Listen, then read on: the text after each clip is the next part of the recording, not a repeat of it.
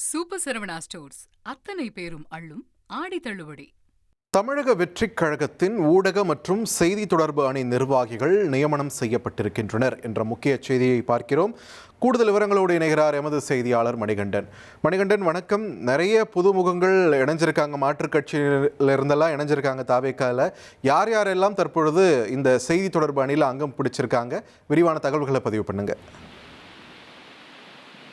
தமிழக வெற்றி கழகம் சார்பில் செய்தி மற்றும் ஊடக தொடர்பு அணி ஏற்கனவே இருந்தாலும் அதனை விரிவுபடுத்தி அக்கட்சியுடைய தலைவரும் தமிழ்நாடு முதலமைச்சருமான ஜோசப் விஜய் ஒரு முக்கிய அறிவிப்பை வெளியிட்டிருக்கிறார்.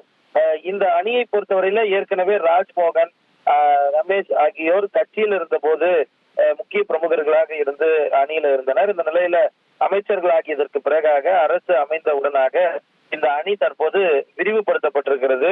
அந்த அறிவிப்பின்படி மாற்றுக் கட்சியிலிருந்து அண்மையில விலகி இணைந்த வைகை செல்வன், VP கலைராஜன், மகேந்திரன் ஆகியோருக்கு முதன்மை செய்தியாளர் பதவிகள் கொடுக்கப்பட்டிருக்கிறது. மாற்றுக் கட்சியிலிருந்து இணைந்து முதல் முறையாக பதவி பெறுபவர்கள், தமிழக வெற்றி கழகத்தில் பதவி பெறுபவர்களாக முன்னாள் நாடாளுமன்ற உறுப்பினர் வைகை செல்வன், முன்னாள் சட்டமன்ற உறுப்பினர் VP கலைராஜன், கம்யூனிஸ்ட் கட்சியிலிருந்து தமிழக வெற்றி கழகத்தில் இணைந்த மூத்த அரசியல்வாதி மகேந்திரன் ஆகியோர் பார்க்கப்படுகின்றனர். இது மட்டுமல்லாமல் அமைச்சர்கள் நிர்மல்குமார் மற்றும் ராஜ்மோகன் ஆகியோர் தலைமை நிலைய முதன்மை செய்தி தொடர்பாளர்களாக நியமிக்கப்பட்டிருக்கின்றனர்.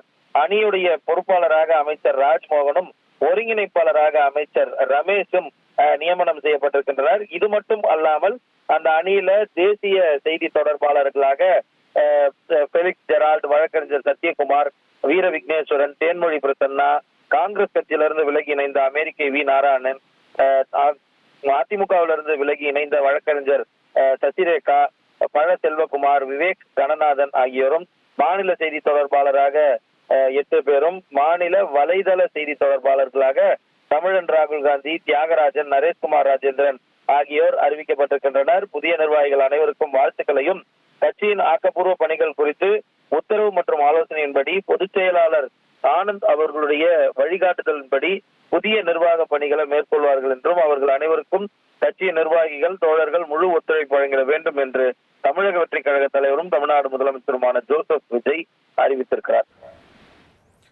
நன்றி மணிகண்டன், உங்களோட விரிவான தகவல்களுக்கு. சூப்பர் சரவணா ஸ்டோர்ஸ் அத்தனை பேரும் அள்ளும் ஆடி தள்ளுபடி.